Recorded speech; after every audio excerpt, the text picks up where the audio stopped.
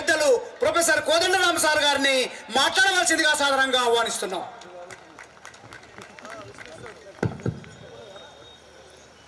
వేదిక మీద ఉన్న మిత్రులకు, ఇక్కడ ముందు ఆసీనులై ఉన్న మీ అందరికీ కూడా పేరు పేరున వందనం.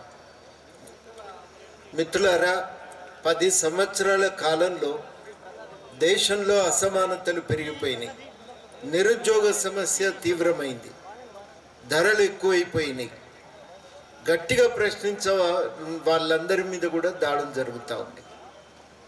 ఈ నేపథ్యంలోనే ఇవాళ 2024 పార్లమెంటు ఎన్నికలు జరుగుతున్నాయనేది మనం గుర్తించాలి.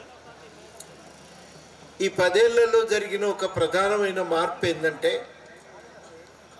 80 మంది బిలియనీర్లు ఉండే వాళ్ళ సంఖ్య 160కి పెరిగింది. ఈ 160 మంది దేశంలో ప్రతి సంవత్సరం వస్తున్నటువంటి ఆదాయంలో పావుల వంతు అనుభవిస్తున్నారు. 160 మంది పావుల వంతు ఆదాయాన్ని అనుభవిస్తున్నారు.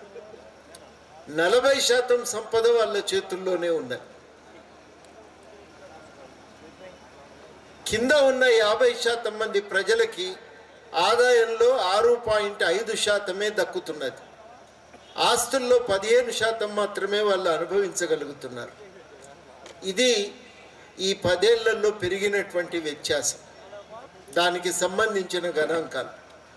నిరుద్యోగం తీవ్రమైంది.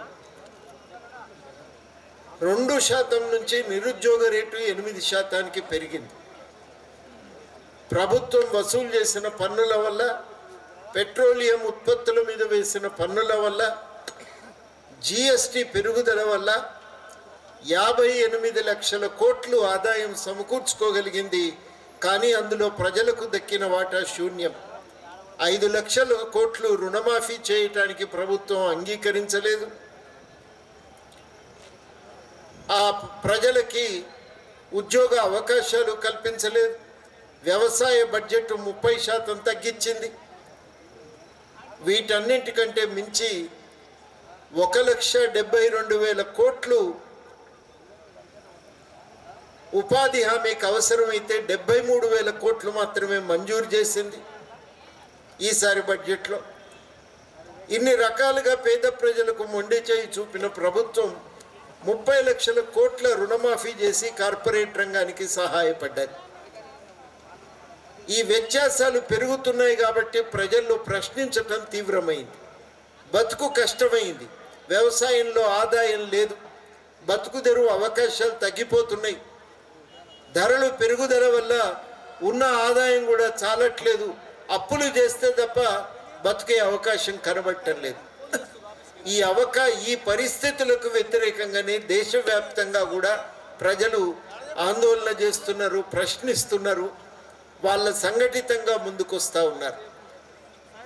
ఇవాళ కార్పొరేట్ దోపిడీ కొనసాగాలంటే రాజ్యాంగం పోతే తప్ప సాధ్యమయ్యే పరిస్థితి లేదు. ఇష్టానుసారంగా తవ్వి పెట్టడానికి కార్పొరేట్ రంగానికి ఈ రాజ్యాంగాన్ని మార్చాలనేదే ఇవాళ ప్రభుత్వం ఇప్పుడు అధికారంలో ఉన్న పార్టీ చేస్తున్న ప్రయత్నం. ఈ రాజ్యాంగాన్ని కాపాడకపోతే ఇంతసేపు వక్తలందరూ వివరించిండ్రు, నేను మళ్ళీ వివరాల జోలికి పోను.